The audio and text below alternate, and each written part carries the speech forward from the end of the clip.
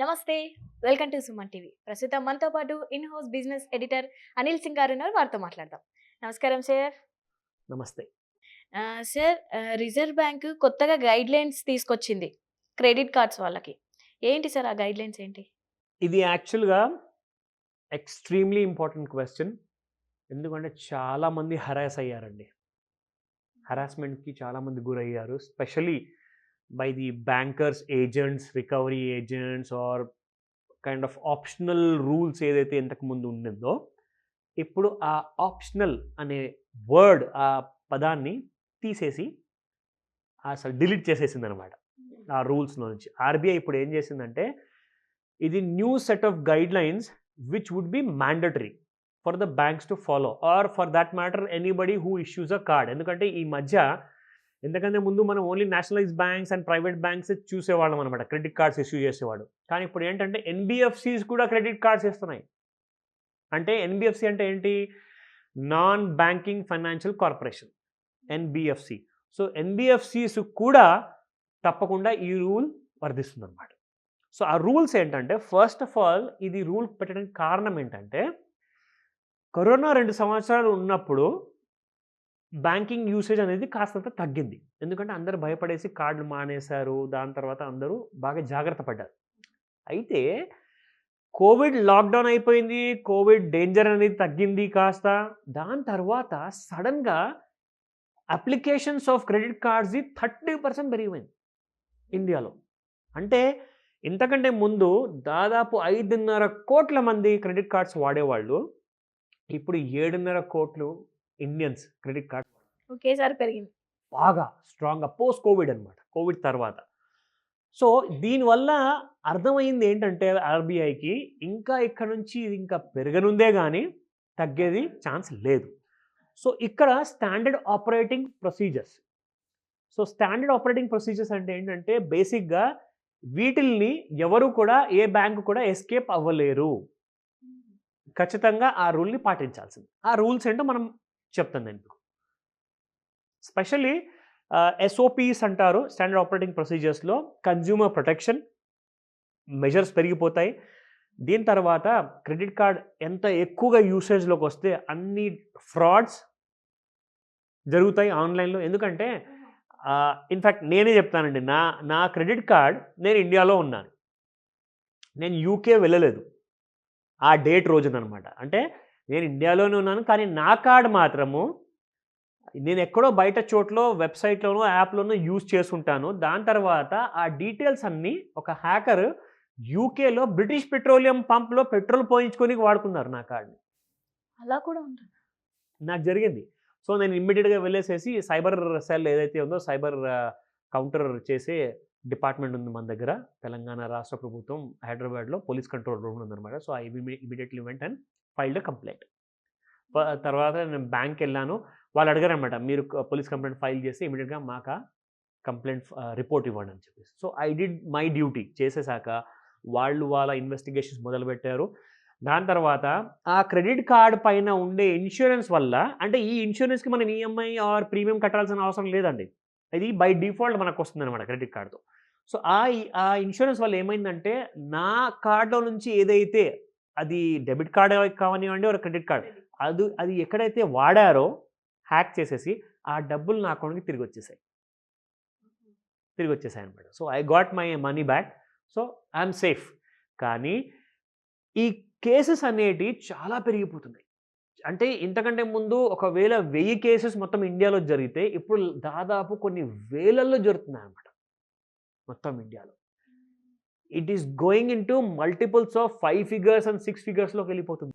ఎలా జాగ్రత్త పడాలి సార్ మరి? సో జాగ్రత్త పడడానికి ఫస్ట్ ఆఫ్ ఆల్ ఆర్‌బీఐ ఏం చేసిందంటే, మీరు కొత్త క్రెడిట్ కార్డ్ అప్లై చేశారు. మీకు కార్డ్ వచ్చేసింది. మీరు కార్డ్ యాక్టివేట్ చేయాలి అనుకుంటే, ఇప్పుడు ఇంతకంటే ముందు ఆప్షనల్ రూల్‌గా ఉండేది కాబట్టి కొన్ని బ్యాంక్స్ ఫాలో అయ్యారు. కానీ ఇప్పుడు అన్ని బ్యాంక్స్ ఫాలో అవ్వాలి. ఆ రూల్ ఏంటంటే, మీ కార్డ్‌ని మీరు యాక్టివేట్ చేసుకోవడానికి మీరు రిజిస్టర్డ్ మొబైల్‌లో నుంచి ఒకసారి మీరు ఆ కార్డ్ నంబర్ టైప్ చేసి ఒక నంబర్‌కి పంపిస్తే, బ్యాంక్ నంబర్ పంపిస్తే మీకు ఒక ఓటీపీ వస్తుంది. ఓహ్! మీరు ఆ ఓటీపీతో మీరప్పుడు ఆ కార్డ్‌ని యాక్టివేట్ చేసుకోవచ్చనమాట. ఎందుకంటే ఆ కార్డ్ మీకు డెలివరీ అవ్వనంత వరకు ఒకవేళ ఒక కొరియర్ వాళ్ళు కానివ్వండి, ఇంకొకరు కానివ్వండి, ఎవరిదైనా రాంగ్ హ్యాండ్స్‌లో పడినప్పుడు కానివ్వండి, అంటే ఎవరికి నేను బాధ్యుల్ని నేను ఇక్కడ చెప్పట్లేదు. బట్ ఒక రాంగ్ హ్యాండ్స్‌లో పడిందనుకోండి, అప్పుడు మీ కార్డ్‌ని మిస్‌యూజ్ చేయొచ్చు వాళ్ళు. ఎందుకంటే అది ఆల్రెడీ బై డిఫాల్ట్ యాక్టివేట్ అయి ఉంటుంది. ఇప్పుడు అలా కాదు. మీకు ఓటీపీ వచ్చిన తర్వాతే మీ కార్డ్ యాక్టివేట్ అవుతుంది. So, you are safe. So, ఒక కస్టమర్‌కి డేంజర్ లేదనమాట ఆ విషయంలో. రెండో పాయింట్. మీరు కొత్త కార్డ్ రిసీవ్ చేసుకున్నారు. అయితే మీరు కార్డ్ రిసీవ్ చేసుకోంగానే ఇంతకంటే ముందు బ్యాంక్స్ అన్నీ ఏం చేసేటివంటే, మీ క్రెడిట్ బ్యూరో ఇన్ఫర్మేషన్ ఏదైతే ఉంటుందో అంటే మీ సిబిల్ స్కోర్ వేరే బ్యాంక్స్‌తో ఇమ్మీడియేట్‌గా షేర్ చేసుకునేది. అంటే మేము కార్డ్ ఇష్యూ చేశాము. అయితే మీరు మా కస్టమర్ ఈయన ఫలానా ఏబీసీ అనే కస్టమర్ ఉన్నారు.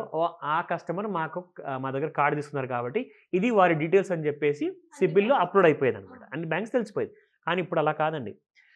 మీరు ఆ కార్డ్ తీసుకున్న తర్వాత ఆ కార్డ్‌ని పర్సనల్‌గా మీరు ఒకసారి ట్రాన్సాక్షన్ చేయాలి.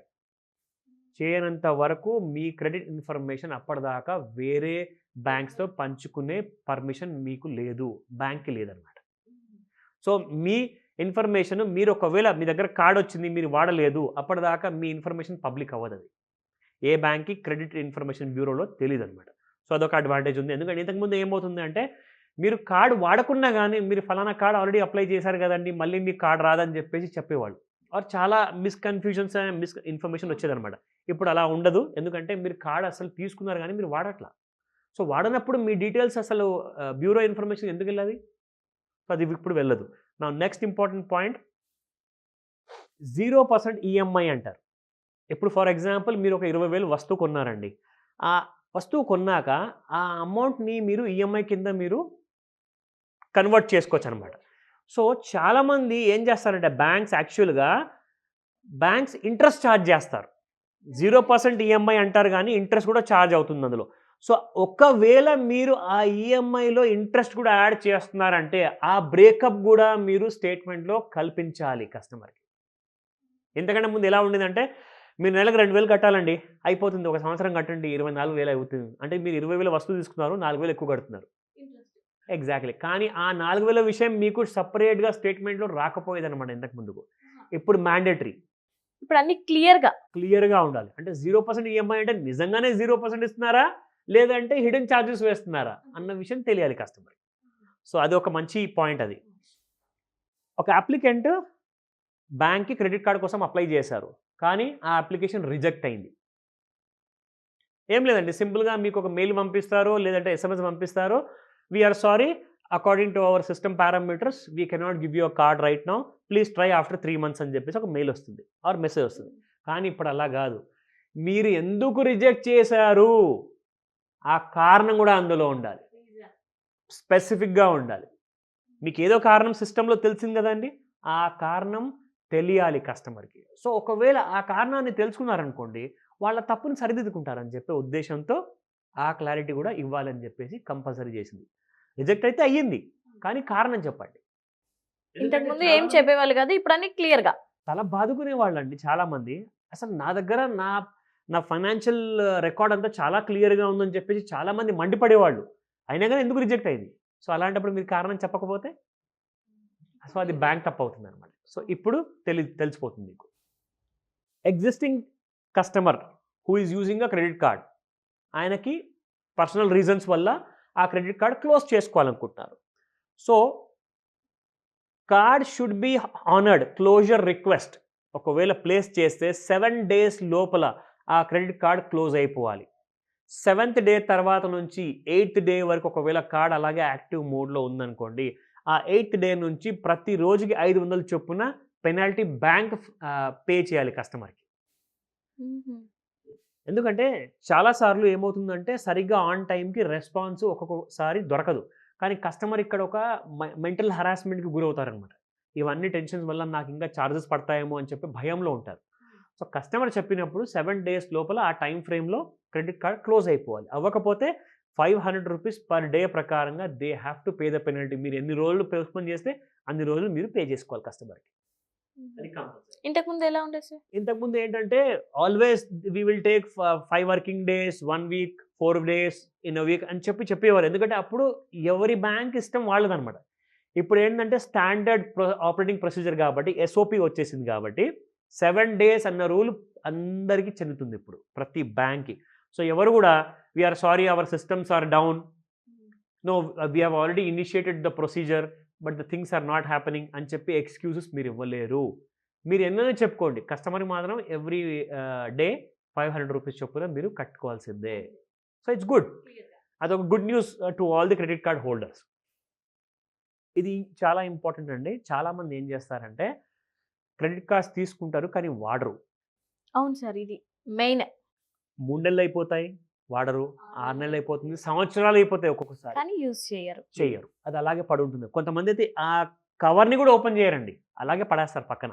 సో వాళ్ళు ఎవరైతే అలా కార్డ్ అప్లై చేసిన తర్వాత వచ్చిన కార్డ్ ఒకవేళ సంవత్సరం వరకు వాడలేదనుకోండి, 13th మంత్ మీకొక మెసేజ్ వస్తుంది, మెయిల్ వస్తుంది. మీకు అందులో ఇంకొక 30 డేస్ మీకు గ్రేస్ పీరియడ్ ఇస్తారు. మీరు వాడుకోవచ్చు ఈ కార్డ్‌ని. లేదంటే ఆ 13th మంత్ తర్వాత నుంచి ఆ కార్డ్ క్లోజ్ అయిపోతుంది. 13th మంత్‌కి ఇచ్చి మళ్ళీ 30 డేస్ గ్రేస్ పీరియడ్. ఎగ్జాక్ట్‌లీ. కాదు 12 మంత్స్‌కి ఇస్తారు. 13th మంత్‌కి మీకు అందులో 13 మంత్‌లో 30 రోజులు ఉంటాయి. ఆ 30 రోజులు గడువు ఇస్తారు మీకు. ఆ 30 రోజుల లోపల మీరు ఒకవేళ కార్డ్ యాక్టివేట్ చేసుకోకపోతే 14th మంత్ ఫస్ట్ డే నుంచి మీ కార్డ్ డీయాక్టివేట్ అయిపోతుంది ఆటోమేటిక్‌గా. సో మళ్ళీ మీరు తీసుకునే ఛాన్సెస్ ఉంటుంది. అది అప్పుడు మీరు మళ్ళీ రీఅప్లై చేసుకోవాలి. దాని క్రెడిట్ స్టాండర్డ్స్ ప్రకారంగా వాళ్ళు అప్రూవ్ చేసుకుంటారు. ఓకే. ఎవరన్నా బ్యాంక్ క్రెడిట్ కార్డ్ హోల్డర్‌ని ఏదన్నా చేంజెస్ ఇన్ చార్జెస్ విషయంలో అంటే చాలామంది ఏం చేస్తారంటే bank specially they keep changing there terms and conditions మారుతూ ఉంటాయి.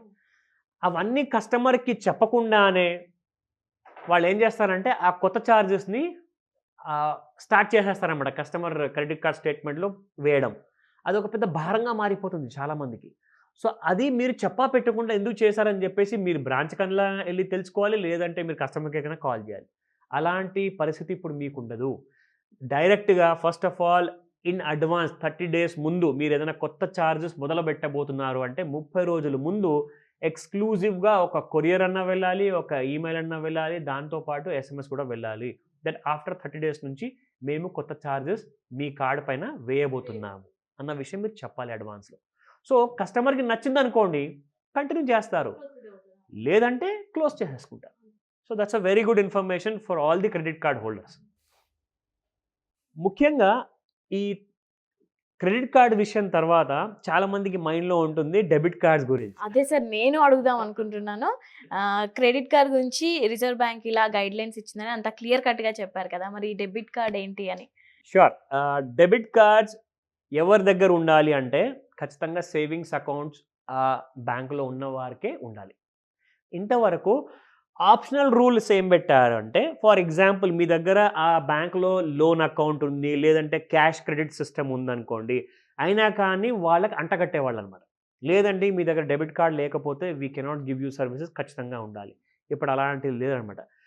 మీ పేరు పైన ఆ బ్యాంకులో సేవింగ్స్ అకౌంట్ లేదా కరెంట్ అకౌంట్ ఉంటేనే మీకు ఆ డెబిట్ కార్డు ఇవ్వాలి బ్యాంక్. లేదంటే ఇంకొక వేరే పరిస్థితుల్లో డెబిట్ కార్డు ఇవ్వకూడదు. ఇది ఒక కంపల్సరీ రూల్ అనమాట ఇప్పుడు. సో ఈ రూల్‌ని కూడా ఆప్షనల్ రూల్ కాదు. ఇది మ్యాండేటరీ ఎస్ఓపి. సో కాబట్టి one has to implement in a bank అనమాట. So this is the big change in debit card విషయంలో. ఇంకా దాంట్లో చేంజెస్ ఏం లేవు. మేజర్‌గా చేంజెస్ అంటూ ఏం లేవండి. Yes bank cannot force. ఇంతకుముందు ఏంటంటే సేవింగ్స్ అకౌంట్ లేకున్నా గానీ మీరు ఖచ్చితంగా తీసుకోవాలి అని చెప్పేవాళ్ళు. అది కూడా ఇప్పుడు లేదనమాట. మీ దగ్గర సేవింగ్స్ అకౌంట్ ఉంటేనే కదా మీరు డెబిట్ కార్డ్ తీసుకునేది. సో మిమ్మల్ని ఫోర్స్ చేసే అసలు ప్రశ్న ఇక్కడ ఉండదు. Thank you sir. Most welcome.